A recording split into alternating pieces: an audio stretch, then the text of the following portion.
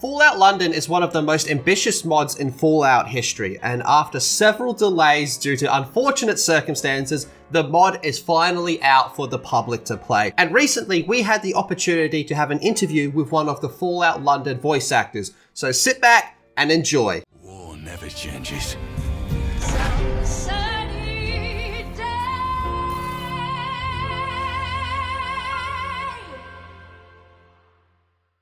So, before we even get started, do you want to introduce yourself and let the people know who you are?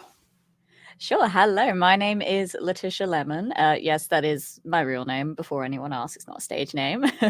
And I'm an actor, voice actor, very avid Bethesda fan that has been in a lot of Fallout related mods and audio dramas and machinimas and just anything that I can get my hands on, basically. Awesome. So I guess that brings us to the first thing that's on everyone's mind is how did you get into Fallout? So it's a bit of a weird story actually, because I played Fallout 3 probably in about 2010. So this is gonna age me. I was about 14 at the time. So I was still kind of in that phase of preferring bright, colorful, collectathon-y platformer games. But I saw Fallout 3 and I was like, yeah, I'll give it a go, see what it's like. I actually didn't really enjoy it that much. And I didn't play it for a very long time afterwards until Fallout 4 was revealed at E3. And I was like, okay, maybe I should give this one another go. And then I went back to play Fallout 3. I played Fallout Shelter because, you know, that came out when they revealed Fallout 4. And then I sort of was like, okay, I've played a little bit of Fallout, but then I was at university when Fallout 4 came out. So, you know, I was poor, couldn't afford anything. Classic student life there.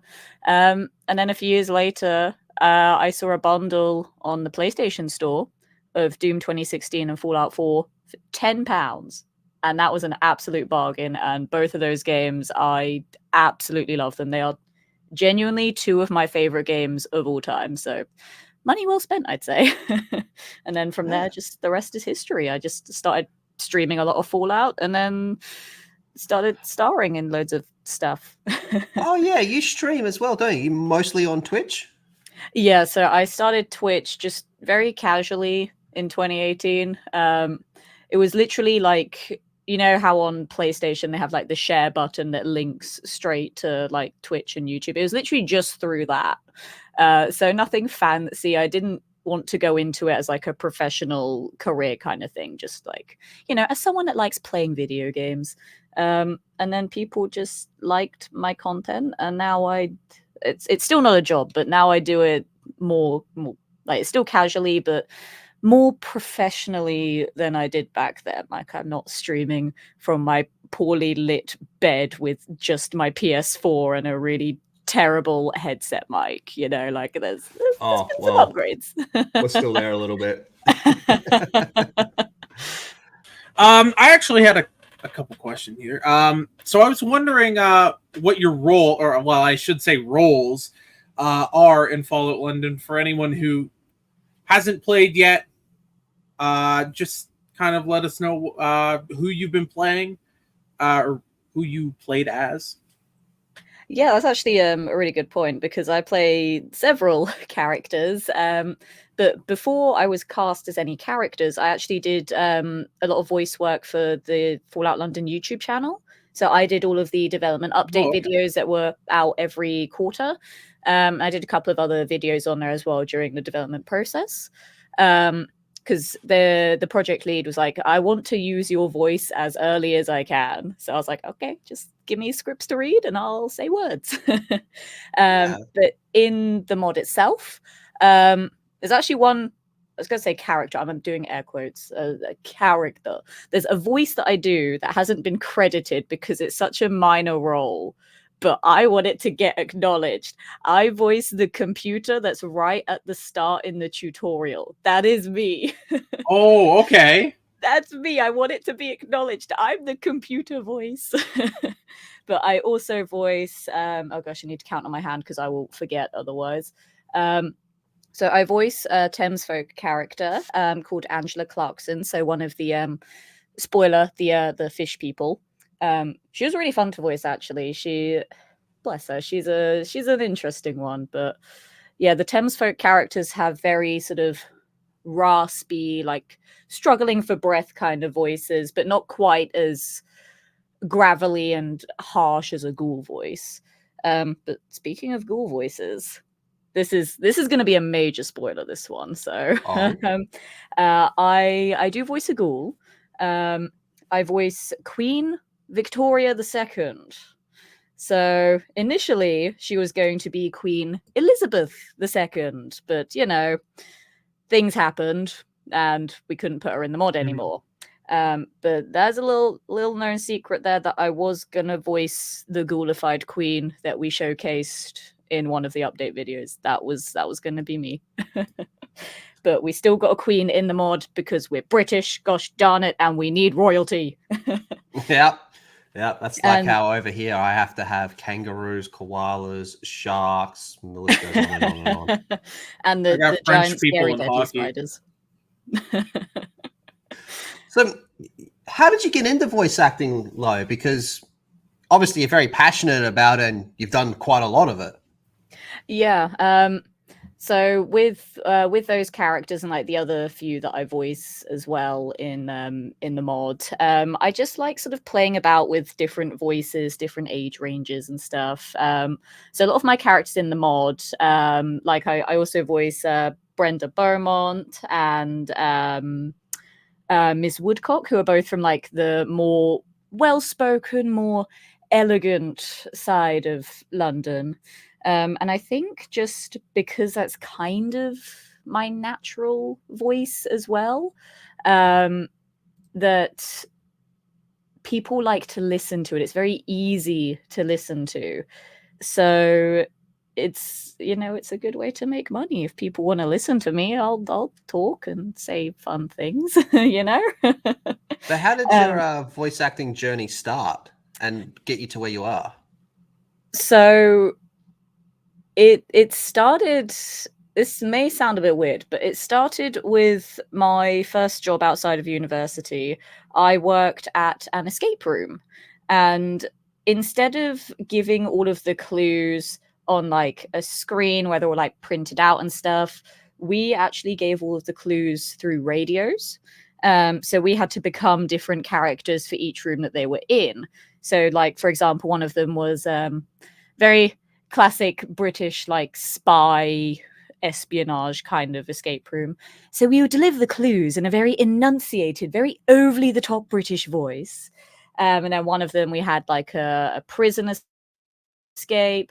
So we'd be all American and be like, all right, here's what you got to do for this one. And then we had like a very sort of spooky, scary one. So we'd have very creepy and unsettling voices. So it kind of started through that. And then I discovered the whole realm of Machinima.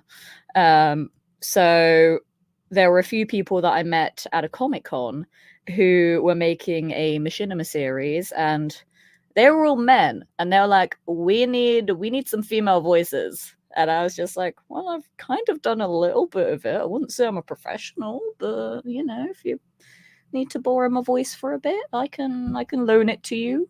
And then from there, we did a few episodes for that series. It's sadly no longer in production. But then from there, I just started applying to stuff. A few people found me on socials, and then I thought, yeah, maybe I could actually be a voice actor. The first actual project that I did voices in was this web series called Almiere. It was like a British superhero thing, but like it focused on a lot of like teenage school kids that were like looking up towards all the superheroes and were like, we want to be superheroes too. But like being a superhero is kind of like not cool with everyone. It's kind of like the plot of The Incredibles, where it's like, yeah, we ban superheroes. It's kind of like that, but British. And then, yeah, from there, just other things happened. Fallout London happened at some point, and so went from there. By any chance, the machinima that you were making back then, was that Fallout related at all? Funnily, no, it wasn't. It was Halo related, actually. Ah, Sadly, it wasn't Red versus Blue, though. That's the one Halo one that everybody knows. It was not Red versus Blue, but I had watched it at that point. yeah, it's an absolute classic. Yeah, Yeah. it's one of the best. You know, it started the whole machinima trend anyway, and then I've actually done a few Fallout machinimas as well. But when I heard that Fallout London was going to be like a proper playable mod, I was like, yeah, get me in on this. And then just getting to see all the kinds of characters that I'd play, from all the posh people to, I forgot to mention one of my characters. Oh my gosh, this is my ADHD going like crazy right now.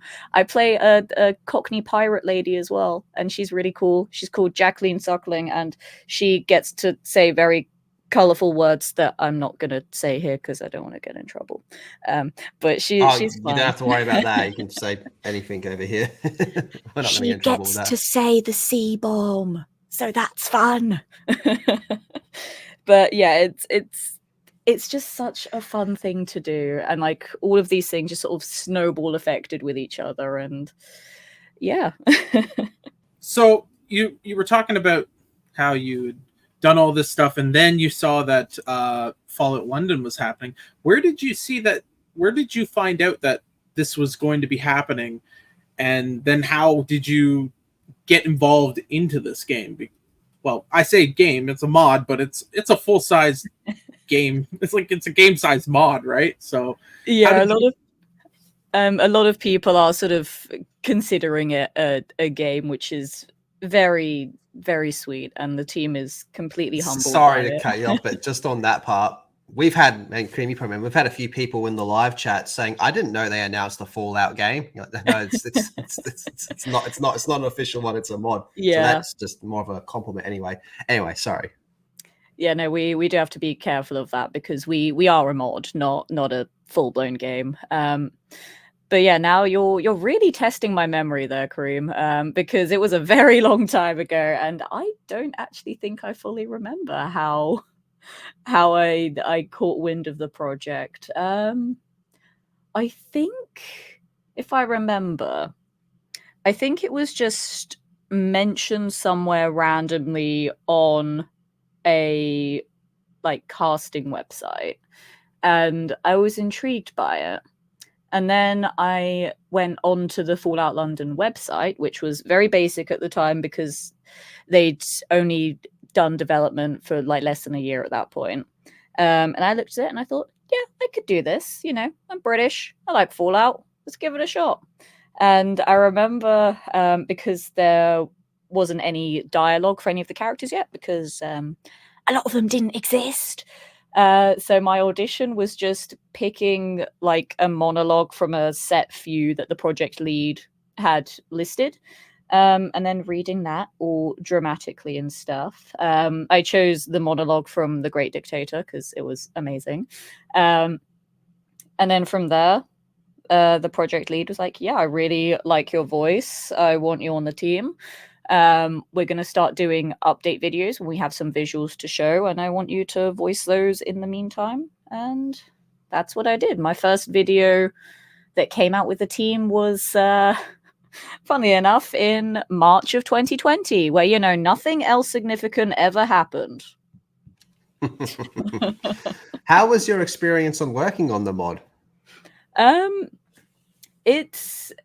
It's probably one of the most fun experiences that I've had with voiceover, but I think that's kind of a bit of a bias because I've been with the project for so long, whereas a lot of other projects is a case of, you know, you do your lines for this one thing and then you just move on to the next. But, you know, I've been with the team for about 5 years. So like I've gotten to know a lot of them. A lot of them are my friends. We get to just talk in Discord all the time.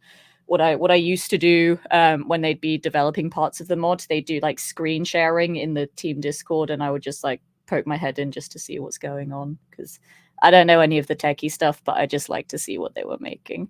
And then yeah, we've had like meetups as well, so we go hang out at places, and we go to Comic Cons sometimes, do little meet and greets there with some of the fans.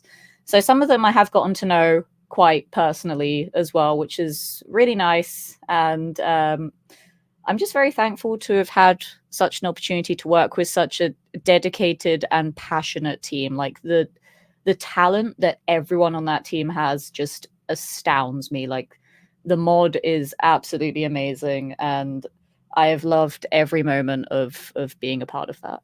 Okay, so I've played a little bit of the mod so far, like probably 2.5 hours. What's your faction? What's your go-to faction playing through this? Ooh, that's a tough one because, um, I don't know. I kind of like the Jacktars because I like pirates and I think they're cool, and because I voiced the boss pirate lady, so I kind of have a bias for that because I'm technically already in charge of them.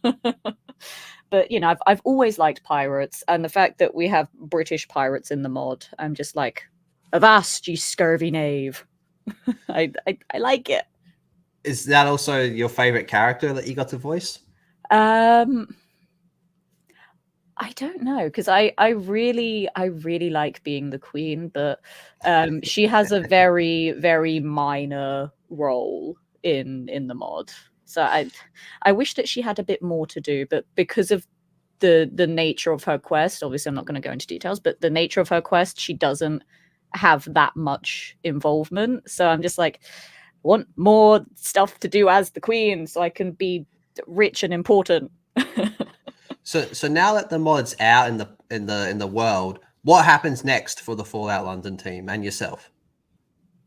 Um, well, I suppose most of the rest of the team are probably fixing sort of all the like any bug reports that we have because the team is very focused on trying to make sure that the mod works as best we can. Because a lot of games that have come out recently, there's been a lot of issues with them, and studios tend to just release it and then do the next thing. But the team has been very Bethesda. committed to fixing it. Yeah. But the team is very dedicated to getting it all sorted. So a lot of them are probably still working on things related to that.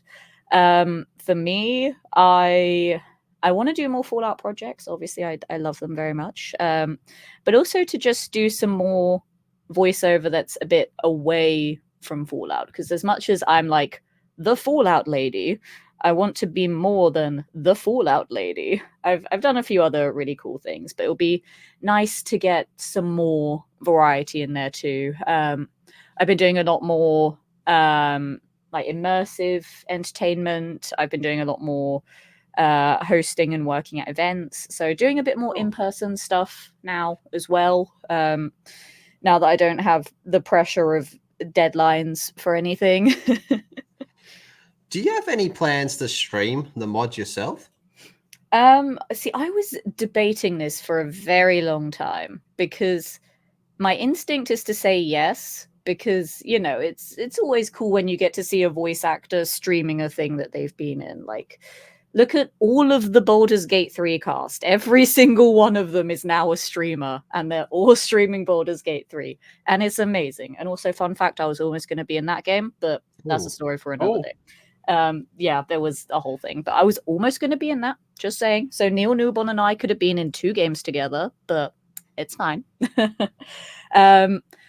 But I'm also kind of hesitant about streaming my first playthrough of it because I wanted to go into the mod as a Fallout fan to just enjoy it without having the pressure of being entertaining and without getting distracted by my chat. So I want to do my first playthrough just completely on my own.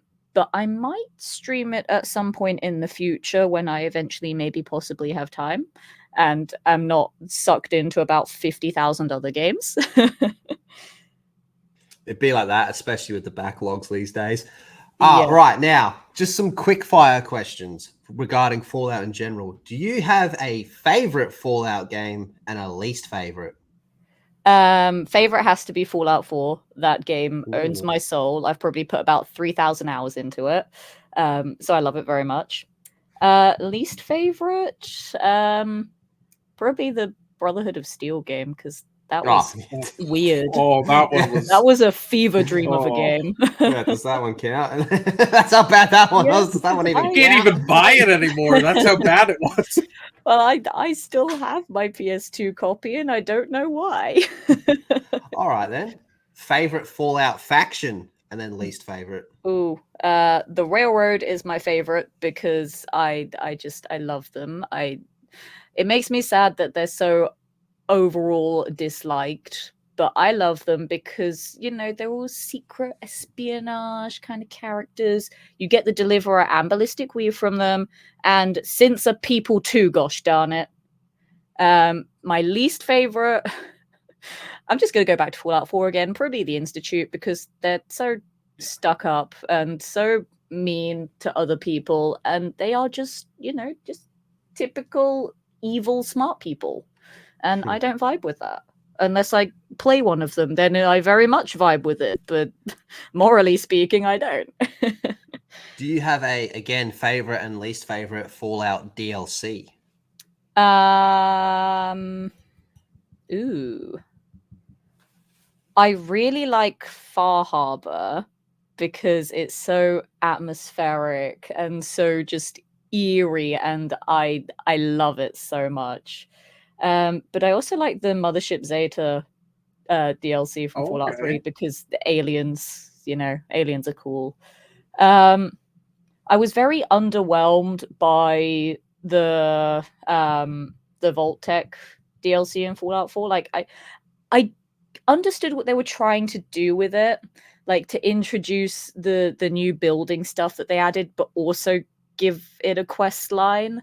But I don't really like the building in Fallout 4, and the quest line itself was kind of lacking in the narrative department, which I like a lot. It was just a case of build a thing, test it with some random dude, and then build another thing, test it. It got kind of boring after a while. So now whenever I do that DLC, I kind of just skip through it all. Do you have a favorite Fallout radio station? Ooh. I do like Appalachia Radio from 76. Just all of those country songs, just they're fantastic. There are so many songs on that station that I've just fallen in love with. It's like as soon as I hear them, I just immediately think of the game. Yeah, honestly, I think the radio station might be the best thing on that one. Now, last one of these. Do you have a favorite Fallout character? Desdemona from Fallout 4. I have a massive girl crush on her, not gonna lie. Again, leader of the railroads, obviously biased because my favorite faction. And also biased because I am friends with Claudia Christian, her voice actress.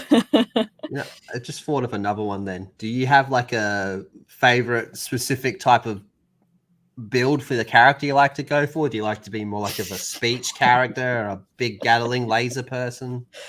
This is funny because anyone that's gonna listen to this and knows me knows I'm immediately gonna say stealth sniper. It's just the way of life. Like that's not even just to go on the memes. It's just because I am weirdly good at getting headshot kills. And in Fallout 4, the stealth is so OP that basically any challenge run I do that doesn't limit my weapons or my perks, I just go stealth sniper. I get a suppressed sniper rifle immediately out of Vault 111 because you can. You just have to know where to get it, but you can. And then at that point, it's like game over. I've won the run. Fair enough. So how have, at least from your perspective, have you noticed the reception to Fallout London's release? A lot of people are really enjoying the atmosphere, and a lot of people are praising the voice acting. So, you know, as one of the voice actors, I'm very, very touched by that. But yeah, a lot of people like how it looks. They like a lot of the characters and factions.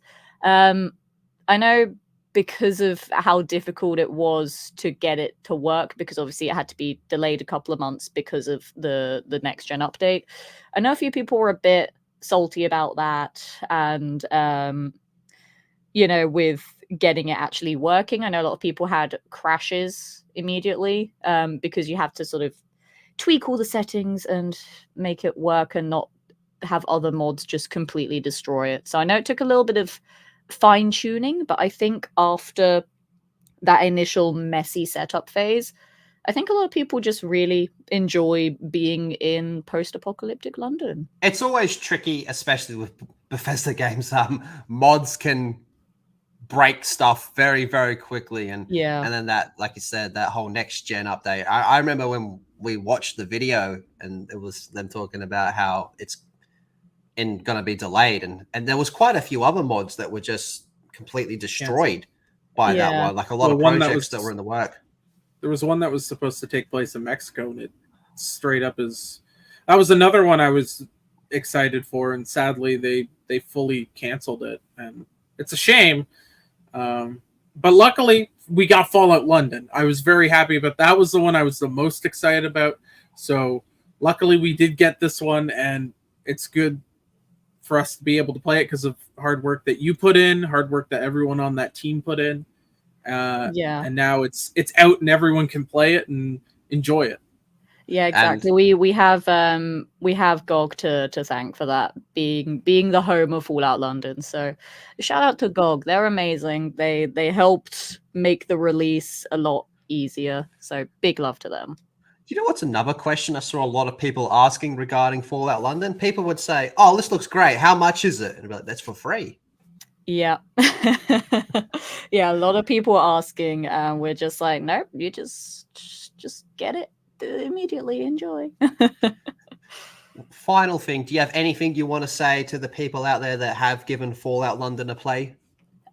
Just, it's gonna sound really cheesy, but mostly just thank you everyone for bearing with all of the little bumps in the road that we've had, and the very long development cycle that it took to get the mod out there. There have been a few concerns during that development process, some hesitation because of, some other things that have happened in the industry, in the modding community, in the Fallout community as well. And we appreciate everyone that has stuck by us and have still wanted to give the mod a chance and are currently giving it a chance and playing it and enjoying it. And I just hope that everyone will continue to enjoy Fallout London for a very long time. I really hope it's not just going to be something that has all the popularity for a couple of weeks and then fizzles out. Like I really want to hear just people's stories about the game. And also, because I'm a challenge runner, if anyone does challenge runs, then let me know so I can stalk you and judge you severely on how you do in those runs. Because I'm big on the challenge runs. So anyone that does them, just DM me, let me know so I can watch. What would be a good challenge run for Fallout London? I suppose probably the most cliched one would be knife only because of all the memes of London and knives. So someone do a knife only run. It's probably already happening. There are people that have somehow already completed the mod. So knife only, go. That's the one, knife only. But Letitia, thank you so much for joining us. It's been an absolute blast. And hey, in the future, we'll get you back on for some more Fallout talk. Thank you. Absolutely. It's been so much fun. Thank you so much for having me. I really do appreciate it. And yeah, I hope you guys continue to enjoy the mod as well. War never changes.